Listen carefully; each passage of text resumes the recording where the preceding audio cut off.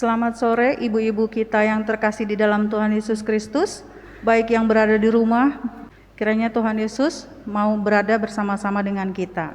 Kita akan memulai ibadah kita persiapkan hati dan pikiran kita. Saya jemput ibu-ibu sekalian untuk berdiri, kita menyanyikan himne Pelkat PKP.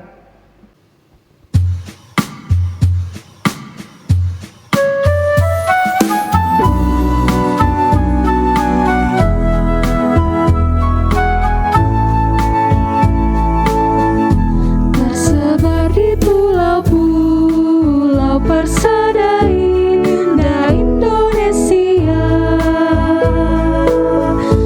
dari asal yang berlainan, dari pelbagai suku bangsa, bertemu dengan sesama di dalam kota atau desa. Kita ingin menghayati panggilan kita di gereja. Kita satu dalam Tuhan dan bersyukur mengabdi padanya, sambil menantikan Dia dengan tekun berdoa bekerja.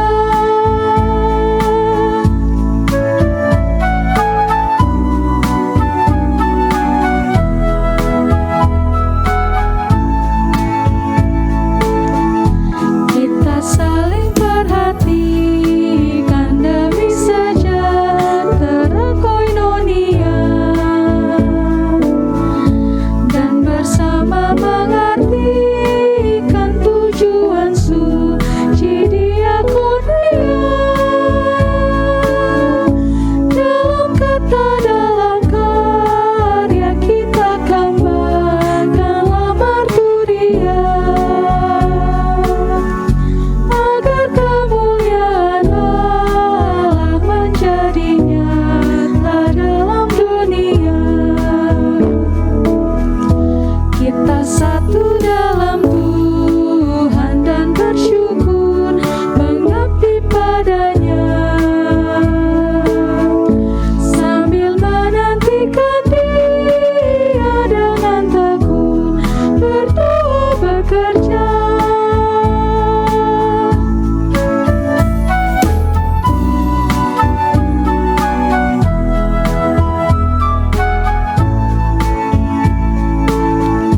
Berilah Tuhan dalam kami citra wanita setia mengabdi, nyata bersemarak bersahaja saleh, tabah luhur budi.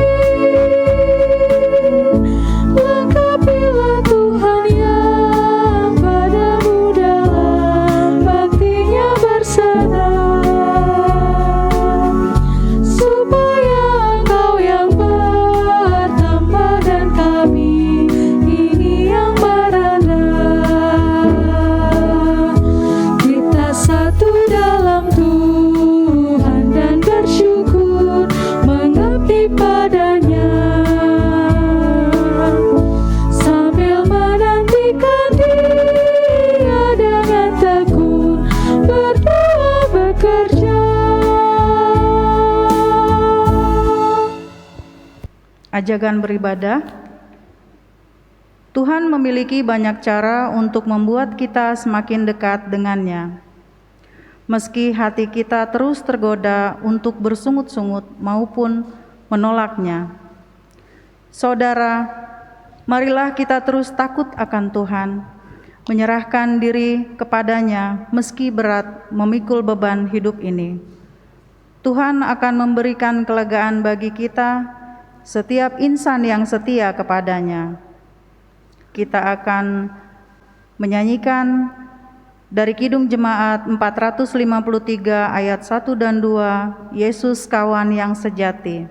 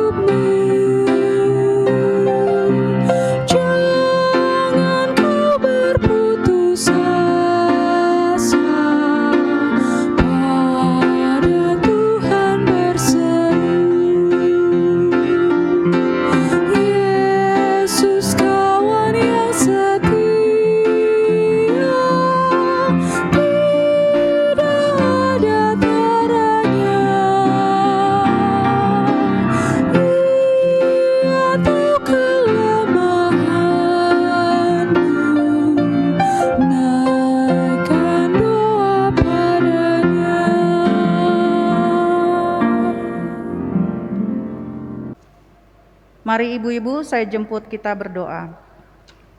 Terima kasih ya Tuhan Yesus.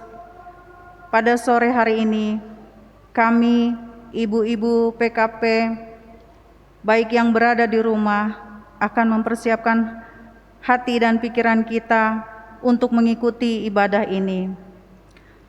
Dalam nama Tuhan Yesus, amin. Mazmur pujian terambil dari Mazmur 71 ayat 17 sampai 18 secara bergantian.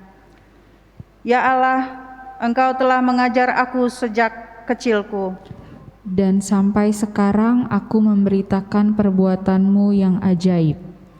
juga sampai masa tuaku dan putih rambutku, Ya Allah, janganlah meninggalkan aku, supaya aku memberitakan kuasa-Mu kepada angkatan ini. keperkasaan-Mu kepada semua orang yang akan datang. Saya persilakan ibu-ibu untuk duduk kembali. Kita akan menyanyikan lagi nyanyian Kidung Jemaat 453 ayat 3, Yesus kawan yang sejati.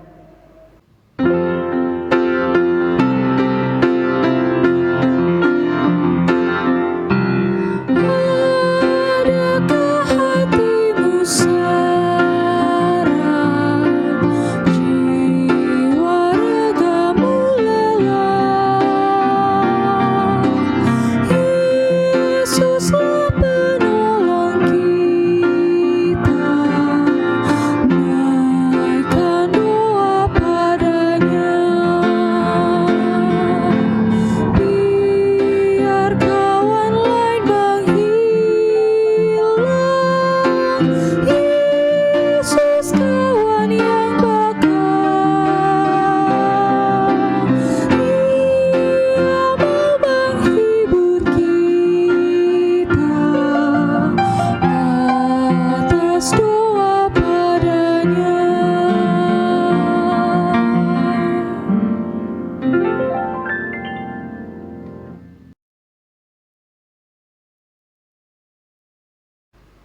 Kita akan masuk dalam pembacaan firman Tuhan dan pelayanan firman.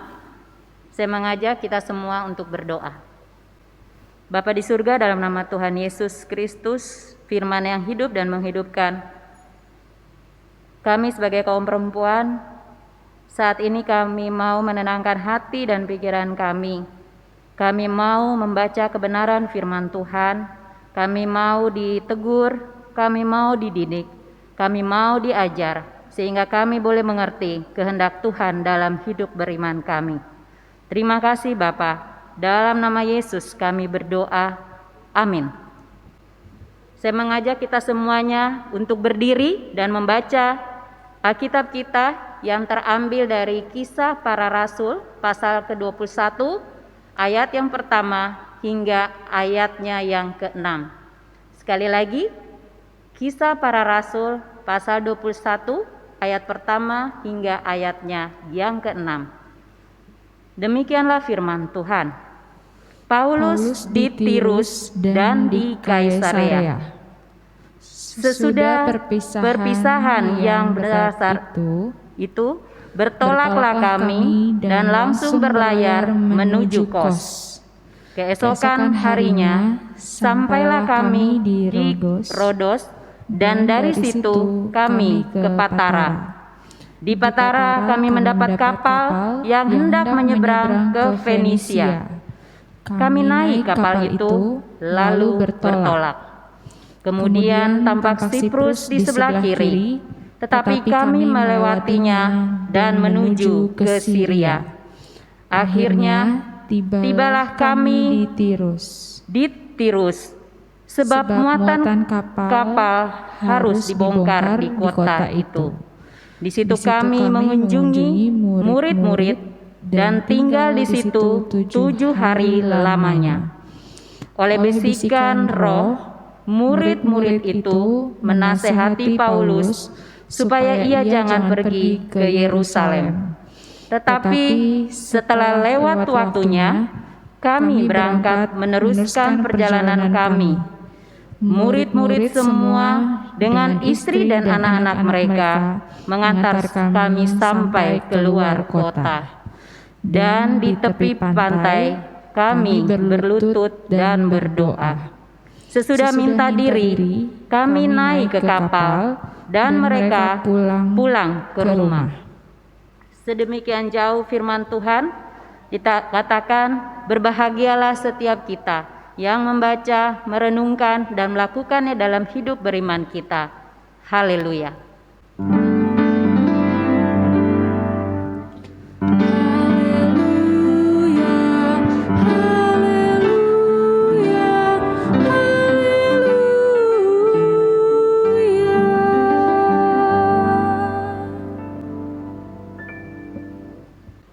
Selamat sore ibu-ibu yang terkasih dalam Tuhan Yesus.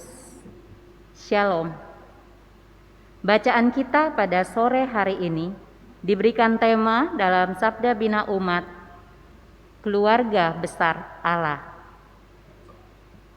Ibu-ibu yang terkasih dalam Tuhan Yesus, siapapun kita ibu-ibu pernah dan sering merasakan apa itu yang namanya ketakutan. Ketakutan karena menghadapi bahaya. Lalu bagaimana sikap kita menghadapi bahaya? Dalam bacaan kita, di sini diceritakan tentang perjalanan Rasul Paulus. Seorang rasul yang tadinya menganiaya jemaat. Seorang rasul yang tadinya membenci kekristenan. Seorang rasul yang tadinya sangat membenci segala hal yang berhubungan dengan cerita penginjilan atau kabar baik tentang Yesus Kristus. Ibu-ibu yang terkasih, peristiwa pertobatan dan panggilan terhadap Rasul Paulus ini sangat unik. Mengapa saya katakan sangat unik? Mari kita ingat kembali. Sewaktu Rasul Paulus ditentukan oleh Tuhan untuk menjadi rasul, dimulai dengan peristiwa bagaimana ia mengalami perjumpaan dengan Tuhan ketika ia melakukan perjalanan ke Damsyik. Di saat itulah Kristus datang menghampirinya dengan suara yang memberikan pertanyaan bagi Rasul Paulus. Mengapa engkau menganiaya aku? Setelah peristiwa itu, kita juga tahu bahwa Rasul Paulus akhirnya bersedia untuk dibentuk oleh Tuhan. Kaum ibu, kaum perempuan, wanita Tuhan yang Tuhan Yesus kasihi. Yang mau kita pelajari dari pembacaan kita ini, dikatakan bahwa saat Rasul Paulus dipanggil oleh Tuhan, Rasul Paulus memberi diri. Dan kita juga melihat bahwa dalam pemberian dirinya untuk melayani Tuhan, sejak dari awal Tuhan sudah memanggil Rasul Paulus bukan saja untuk memberitakan Injil, tetapi juga dia harus mengalami penderitaan.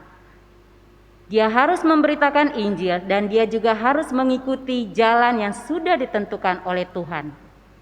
Dari mana kita dapat mengetahuinya, ibu-ibu? Kita bisa membacanya dari Kisah Rasul, pasalnya yang ke-9, ayatnya yang ke-25, ayat yang ke-26. Kita juga mengingat bahwa ketika Tuhan menyuruh Ananias untuk menyembuhkan Rasul Paulus ketika ia mengalami kebutaan, Ananias sendiri pun sebenarnya takut, ragu. Ananias melihat figur Rasul Paulus sebagai seorang yang sangat-sangat garang. Bagaimana ya ibu-ibu kalau kita mendengar seorang penganiaya, seorang pembunuh, lalu kita diminta untuk datang dan menyembuhkan, mendoakan orang tersebut. Pasti ada rasa khawatir, ada rasa takut. Namun di sini kita mau diajak untuk melihat kembali. Ketika Rasul Paulus menjawab panggilan Tuhan dengan ketaatan, maka Tuhan juga menuntut harga yang harus dibayar oleh Paulus. Apa itu? Ternyata Rasul Paulus belajar untuk mengatakan ya, tunduk dan mengikuti kehendak Tuhan. Jadi di sini ibu-ibu kita melihat ketika Tuhan memanggil, maka Tuhan juga meminta, menuntut supaya kita taat. Dan dalam ketaatan, Tuhan juga meminta supaya kita meninggalkan kenyamanan kita. Kenapa? Kita bayangkan, Rasul Paulus setelah dipanggil, dia juga harus melakukan perjalanan misi. Dan dalam konteks yang kita baca pada sore menjelang malam ini, Rasul Paulus sedang melakukan perjalanan ke Yerusalem. Mengapa Rasul Paulus harus melakukan perjalanan misi ini? Karena Rasul Paulus saat itu harus mempertanggungjawabkan pelayanannya terhadap jemaat yang ada di Yerusalem. Di Yerusalem saat itu adalah menjadi pusat rohani, dan para sokol guru yang ada di sana juga menanti kedatangan Rasul Paulus. Ada banyak hal yang terjadi dalam diri dan kehidupan Rasul Paulus ketika dia mengatakan ya, mengikuti Tuhan, siap untuk memberitakan Injil. Dan ketika dia mengatakan ya, ternyata ada harga yang harus dibayar, yaitu dia harus melakukan ketaatan. Ibu-ibu yang terkasih, ketika saya membaca kisah perjalanan kehidupan dan panggilan Rasul Paulus sebagai seorang ibu, tentunya kita merasakan bahwa ketika kita mengikuti Yesus, kita terima Yesus, kita percaya Yesus, kita dimuridkan. Dan ketika kita dimuridkan, kita mengetahui bahwa mengikuti Yesus, kita juga harus menyangkal diri, memikul salib. Jadi tidak nyaman-nyaman saja. Sebagai seorang kaum ibu, seorang wanita, seorang perempuan yang mungkin bekerja, atau sebagai seorang ibu rumah tangga, ataupun sebagai seorang oma, belajar dari Rasul Paulus, kita kembali merefleksikan diri kita. Apakah ketika Tuhan memanggil kita, kita menerima Yesus, kita mengikuti Tuhan, dan di dalam pengiringan hidup kita sampai hari ini, khususnya di tengah situasi pandemi saat ini, apakah mudah? Ibu-ibu bisa menjawab, tidak mudah mengikuti Yesus. Sekali lagi, ada ketaatan yang harus dilakukan. Saya percaya setiap kita mau taat, percaya. Tetapi tidak setiap kita bisa dan mau seperti Rasul Paulus. Yang Rasul Paulus lakukan, dia tidak saja taat, tapi dia keluar dari zona nyaman. Zona nyaman apa, ibu-ibu yang terkasih? Dia harus mengorbankan dirinya. Dia difitnah, dia dipenjara, bahkan dia juga harus mengatakan ya ketika Tuhan memanggil dia dan memberikan tugas untuk memberitakan Injil. Pertanyaan buat saya, buat ibu-ibu yang terkasih yang ada di rumah, apakah saat ini sebagai pengikut Kristus, sebagai wanitanya Tuhan, kita menjadi saksi sama seperti Rasul Paulus? Apakah kita hanya mau menjadi saksi ketika kita ada dalam zona nyaman? Ataukah kita juga mau belajar seperti Rasul Paulus, kita keluar dari zona aman? Kita melihat di ayat yang ketiga, di situ ditunjukkan tentang kota-kota yang dilewati. Lalu dikatakan akhirnya tibalah kami di Tirus, sebab muatan kapal harus dibongkar di kota itu. Perjalanan Rasul Paulus dengan menggunakan kapal, berlayar dari pulau ke pulau, melewati kota-kota. Ada titik-titik yang dia lewati. Bukan perjalanan yang mudah. Dan dalam perjalanan ini kita melihat selanjutnya apa yang kita mau pelajari di ayatnya yang keempat. Di situ dikatakan, di situ kami mengunjungi murid-murid dan tinggal di situ 7 hari lamanya. pertanyaannya, apa yang diperbuat Paulus ketika dia mengunjungi murid-muridnya selama 7 hari. Ada satu peristiwa yang boleh kita pelajari bersama.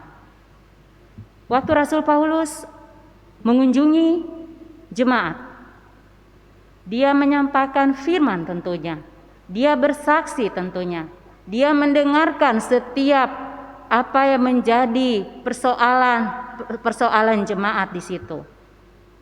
Dan ketika dia mendengar itu semua, dia juga merasakan apa yang dialami oleh jemaat yang ia kunjungi. Ibu-ibu yang terkasih dalam Tuhan Yesus, sama seperti kita, anggota PKP dan pengurus PKP. Dalam perjalanan hidup kita, Tuhan memimpin kita, dan kita melewati beberapa periode atau musim-musim pelayanan kita. Dan di dalam setiap periode masa-masa pelayanan kita itu, kita juga selalu mau belajar untuk mau menjadi seperti Rasul Paulus yang mengikuti teladan Tuhan. Dia mau melakukan tugasnya. Dan selanjutnya kita lihat di sini, oleh bisikan Roh, murid-murid itu menasihati Paulus supaya ia jangan pergi ke Yerusalem. Tadi saya katakan konteksnya ini adalah perjalanan Rasul Paulus mau menuju ke Yerusalem. Tapi ketika dia bertemu dengan murid-murid, ia mengunjungi mereka, ia melayani mereka. Murid-murid menasehati, meminta berulang kali kepada Rasul Paulus untuk jangan melanjutkan perjalanan ke Yerusalem. Mengapa? Apa karena mereka takut dengan apa yang akan dihadapi oleh Rasul Paulus? Ya, mereka tahu karena mereka juga sudah diberi penyataan oleh Roh. Tetapi sekali lagi, Rasul Paulus memutuskan di ayatnya yang ke-5. Tetapi setelah lewat waktunya kami berangkat meneruskan perjalanan kami, murid-murid semua dengan istri dan anak-anak mengantar kami. Ada permohonan dari murid-murid yang dikunjungi. Mereka sebagai keluarga besar, mereka memiliki kasih kepada Rasul Paulus. Mereka tidak ingin Rasul Paulus menghadapi kesulitan-kesulitan yang di depan. Tetapi sekali lagi, kehendak Tuhan adalah Rasul Paulus harus menyelesaikan pelayarannya, harus menyelesaikan tugasnya untuk tiba sampai ke Yerusalem. Sekali lagi juga ada permohonan dari murid-murid untuk tetap tinggal. Apakah mereka menghambat? Tidak, mereka bukan menghambat. Mereka mau meminta menahan supaya dia tidak berangkat. Dalam pelayanan pun terkadang kita juga mengalami hal yang sama. Ketika kita mau keluar dari zona nyaman kita, ketika kita mau keluar melakukan pelayanan kita, ada tantangan. Mungkin tantangan itu berasal dari lingkungan kita yang terdekat. Tapi pertanyaannya, apakah kita mau mendengar perintah Tuhan? Kita mau keluar menjadi saksi Tuhan? Ataukah kita mau tetap nyaman saja? Pilihan ada di tangan ibu-ibu yang terkasih. Sebagai kaum ibu, apa sih zona nyaman kita saat ini? Gadget? Ataukah pekerjaan kita? Kekuasaan kita? Apa zona nyaman kita saat ini? Ketika dalam pelayanan kita diminta untuk keluar melayani, itu berarti ada zona nyaman kita yang diminta untuk dilepaskan. Contoh, ketika kita diminta untuk menyampaikan kabar kepada anak-anak kita, kabar baik khususnya, cerita tentang Tuhan Yesus. Bagaimana cara kita menyampaikannya di tengah zona nyaman kita? Mungkin kita merasa sudah, adik atau dek, nak, baca Alkitab dari gadget saja.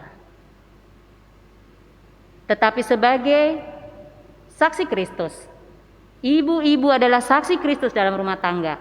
Tuhan meminta, seperti Tuhan meminta dan mengutus Rasul Paulus, Mari sampaikan kabar baik kepada anak-anak kita. Dengan kita bangun lebih pagi, kita membangun mezbah doa, dan kita ajarkan firman Tuhan kepada anak-anak kita. Lalu, dengan mengatasnamakan pekerjaan atau waktu yang terlalu sempit, padahal dalam satu hari kita semua memperoleh 24 jam. Adakah kesempatan kita untuk berbicara, berdialog, memiliki waktu saat teduh dengan Tuhan? Sehingga ketika kita diperhadapkan kepada masalah rumah tangga, masalah orang tua, masalah dengan pasangan, kita diberikan hikmat oleh Tuhan. Ada pernyataan Tuhan, ada kuasa Roh Kudus yang berbicara lewat firman Tuhan. Pasti semua kita maunya, ya saya mau melakukan itu. Tapi sekali lagi, jika zona nyaman kita terusik, terkadang kita suka memilih, aduh Tuhan gimana ya, aduh Tuhan, kita masih seperti bertawar, melakukan tawar-menawar dengan Tuhan. Belajar dari Rasul Paulus. Ketika ada murid-murid bersama istri dan anak-anak meminta dia untuk tidak melanjutkan perjalanannya. Karena mereka tidak mau apa yang dialami olehnya di tengah perjalanan sampai di Yerusalem. Itu adalah mereka tahu penderitaan, penangkapan, di penjara. Itu diketahui oleh murid-murid. Itu sebabnya mereka menahan dan meminta berulang-ulang kali kepada Rasul Paulus. Ibu-ibu yang terkasih, saya belajar apa? Saya bercermin apa dari cerita dan pembacaan tentang perjalanan Rasul Paulus ini? Lalu saya belajar apa tentang hubungan antara Rasul Paulus dengan murid-murid yang dikunjungi? Lalu apa hubungannya dengan saya dan ibu-ibu, sekali lagi sebagai anggota PKP, sebagai pengurus PKP? Yang mau kita pelajari adalah ketika Tuhan panggil kita dengan nama kita masing-masing, dengan fungsi kita masing-masing, mari kita taat. Dan ketika dalam ketaatan juga ada harga yang harus dibayar, yaitu zona nyaman kita itu terkadang harus kita tinggalkan. Kita harus mendahulukan, kita harus mengorbankan kebebasan kita. Kita harus memberikan kesempatan yang lebih, porsi yang lebih untuk mengikuti kemauan Tuhan dalam hidup kita sebagai seorang ibu-ibu.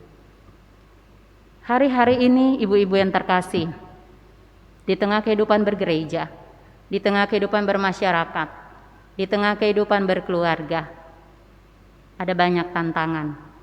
Dekadensi moral, angka perceraian yang tinggi, perselingkuhan, anak-anak yang kurang ajar terhadap orang tua.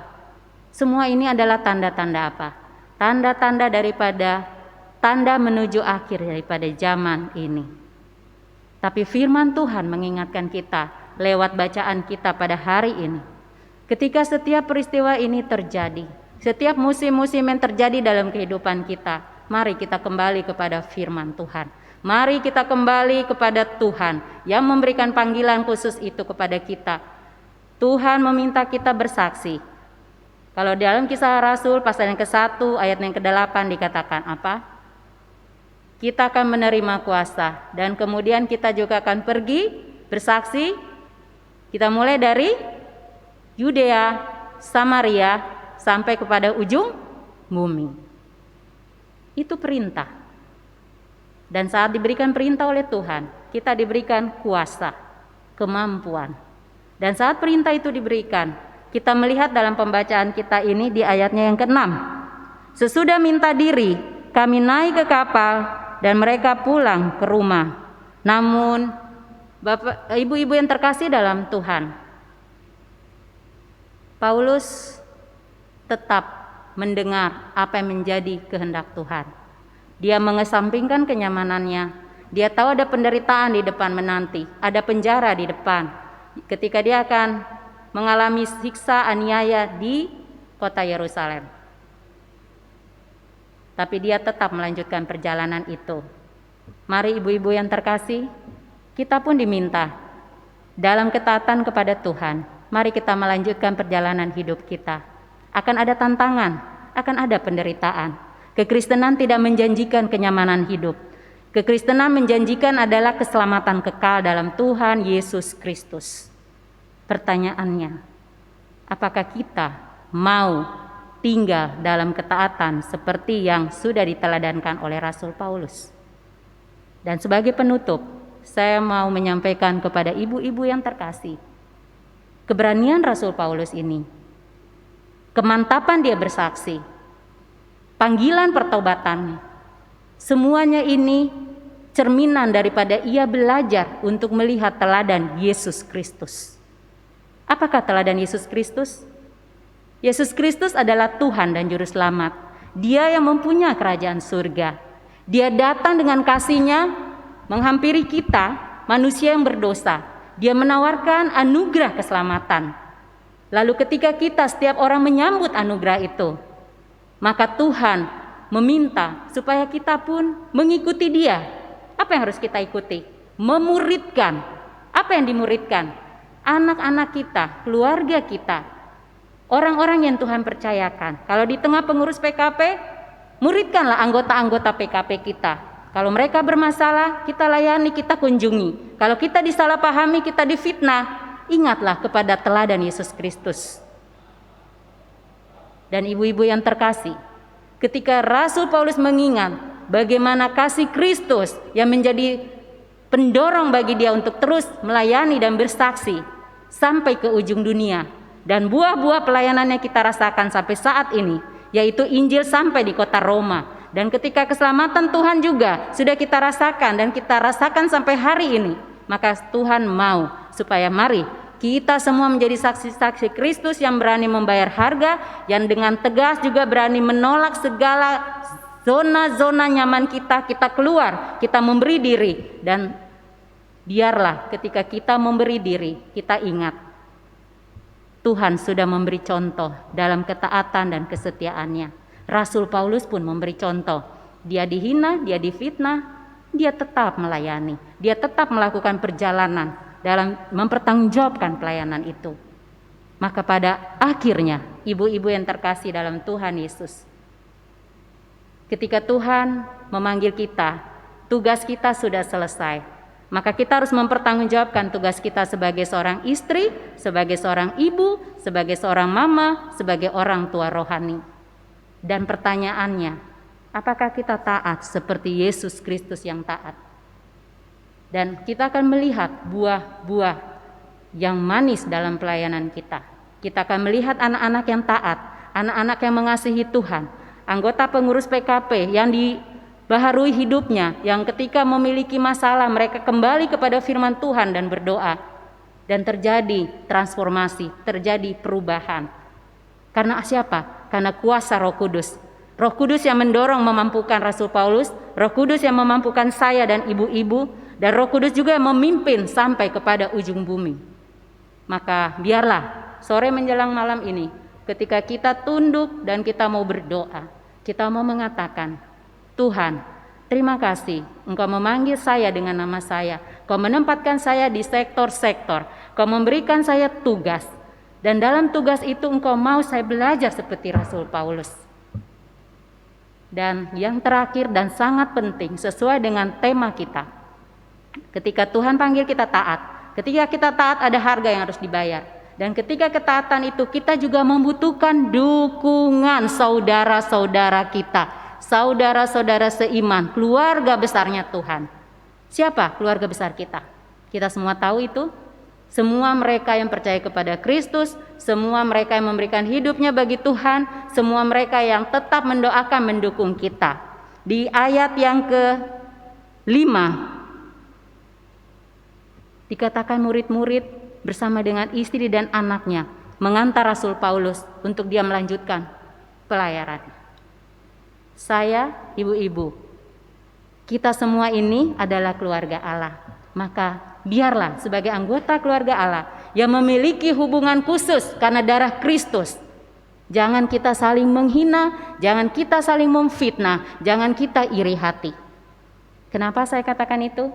Karena terkadang dalam keluarga, dalam pelayanan, hal-hal tersebut terjadi dan akibatnya nama Tuhan dipermalukan.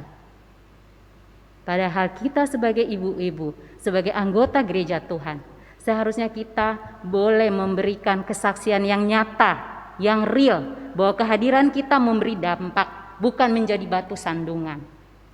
Itu yang Tuhan inginkan bagi kita anggota PKP sebagai anggota keluarga Allah. Kata kuncinya apa? Kata kuncinya adalah saling memperhatikan, saling mendukung, saling melayani, saling menghibur, saling menguatkan, saling mendukung. Coba perhatikan kata saling, berarti ada kerjasama, saling memberi, saling memaafkan, saling mengampuni. Itu yang seharusnya kita lakukan sebagai anggota keluarga Allah. Demikianlah firman Tuhan, renungan yang kita baca dan kita bisa gali sedikit, dan kiranya apa yang sudah kita baca boleh menegur, mengajar, mendidik, menasihati saya dan ibu-ibu. Dan dengan kemampuan Roh Kudus, kita dimampukan untuk melakukan, mengaplikasikannya dalam hidup beriman kita. Terpujilah Kristus, sumber pelayanan dari Rasul Paulus dan sumber dari pelayanan kita semua. Haleluya. Amin.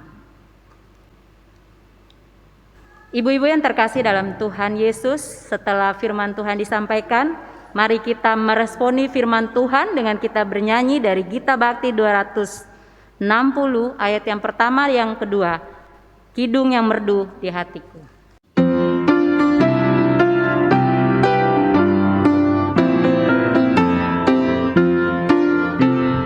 Kidung yang merdu di hatiku, Yesus membisikkannya. Jangan takut, ku bersamamu dalam kancah dunia. Yesus, nama Yesus indah dan merdu, memberikan kidung yang mengisi hidupku.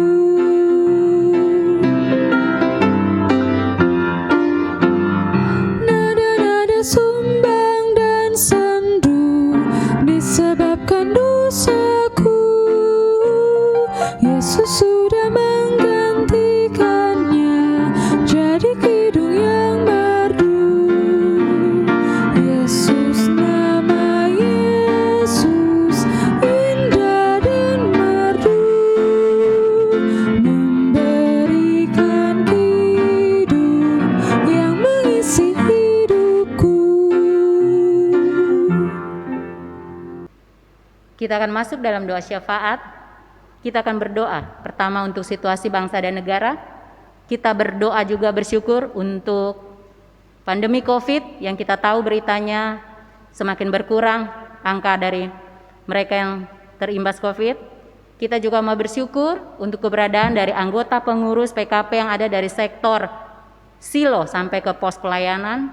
Semua sektor yang kita tahu dengan para pengurusnya. Kita juga mau bersyukur untuk keberadaan daripada anggota jemaat GPIB Rene dan juga seluruh majelis presbiter, pengurus Pelkat dan tim kerja yang ada. Mari saya mengajak kita semuanya, kita berdoa.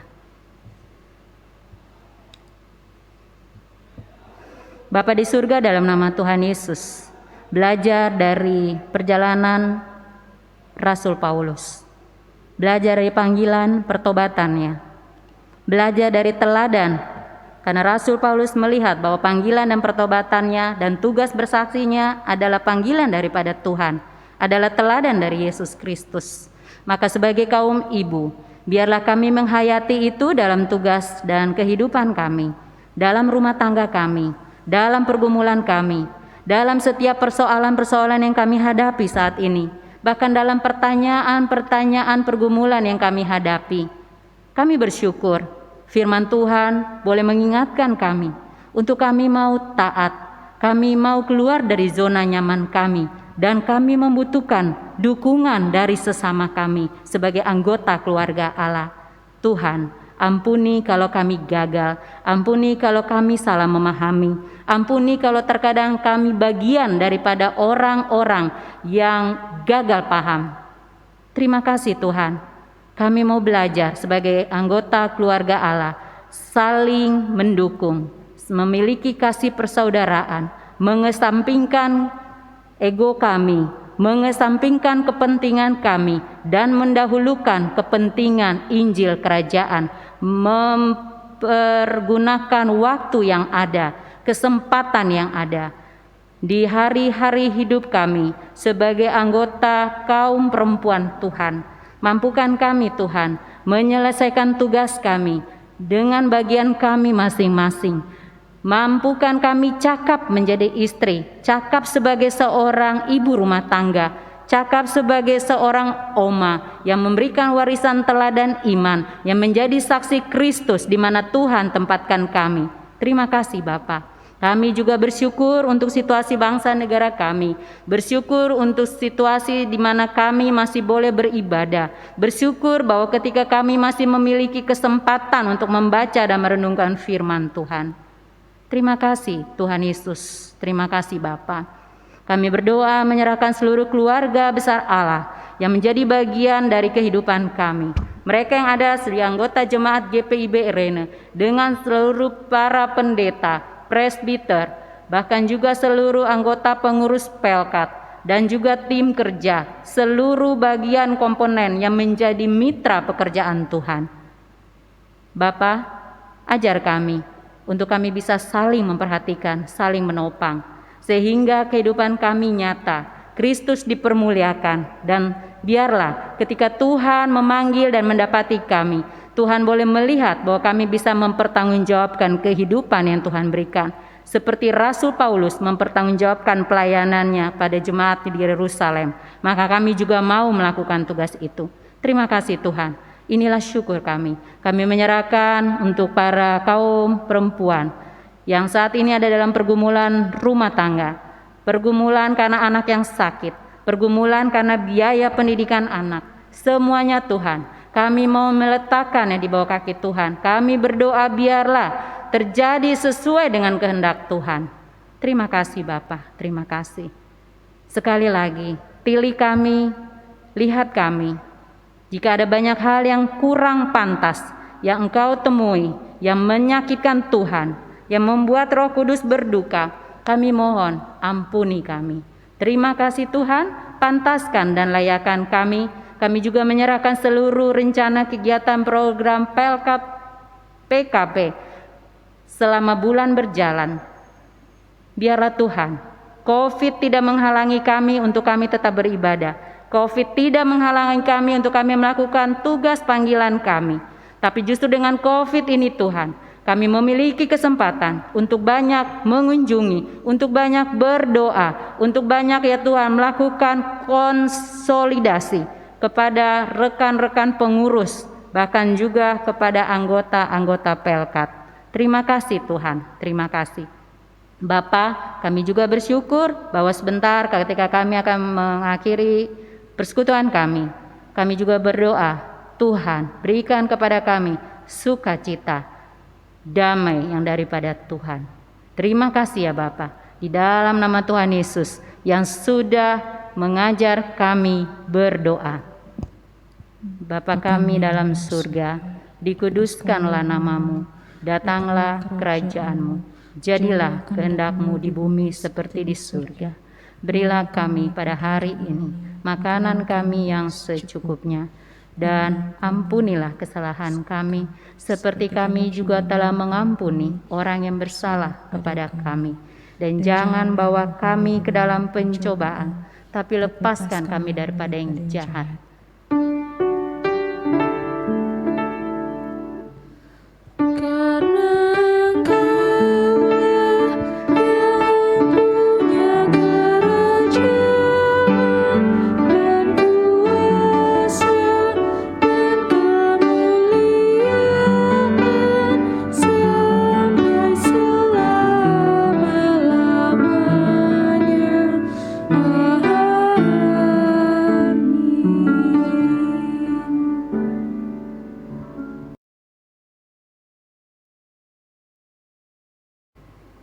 Kita akan memasuki pengucapan syukur. Marilah kita bawa persembahan kita kepada Tuhan dengan sukacita dan untuk kemuliaan-Nya, karena Dialah sumber hikmat dan segala berkat. Dengan mengingat pesan Alkitab dalam Mazmur 106 ayat 1 yang menyatakan, Haleluya, bersyukurlah kepada Tuhan, sebab Ia baik, bahwasannya untuk selama-lamanya kasih setianya.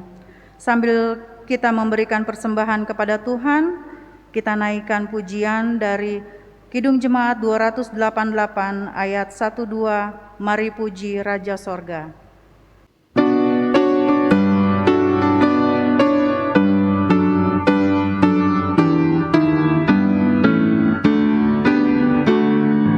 Mari puji Raja Sorga, persembahan bawalah, ditebusnya jiwa raga, maka puji namanya.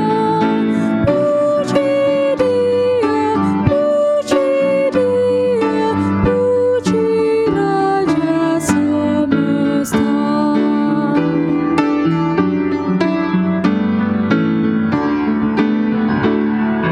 Pujian kekal rahmat-Nya bagi umat damai, dulu kini selamanya, panjang sabar mahabat. Puji Dia, puji Dia, yang setianya ajaib. Kita akan memasuki doa persembahan. Saya jemput ibu-ibu untuk bangkit berdiri. Kita akan berdoa syukur bersama-sama. Ya Tuhan Yesus, terima kasih atas anugerah yang Tuhan Yesus berikan kepada kami pada setiap harinya. Dan saat ini kami sudah memberikan persembahan sedikit dari apa yang kami punya. Berkatilah persembahan kami ini untuk pelayanan kasih. Dalam nama Tuhan Yesus, amin.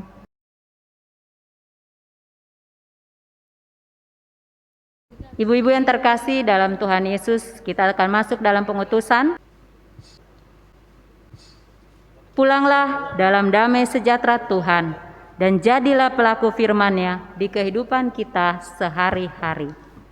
Kita meresponi dengan Gita Bakti 263 ayat pertama dan kedua, ketika hidupku sentosa.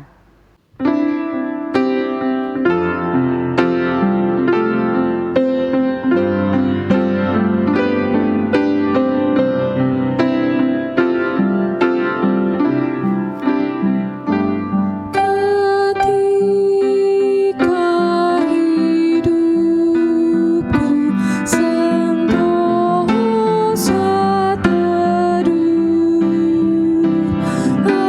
atas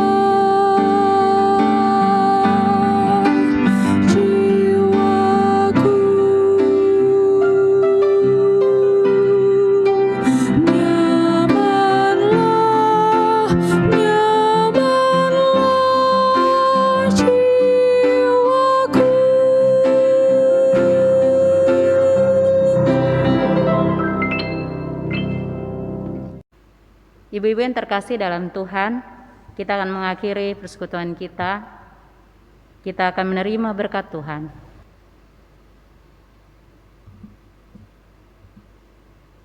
Kasih karunia daripada Tuhan Yesus Kristus dan kasih daripada Allah dan persekutuan dengan Roh-Nya yang kudus kiranya menyertai kita semua dari sekarang kekal sampai selama-lamanya.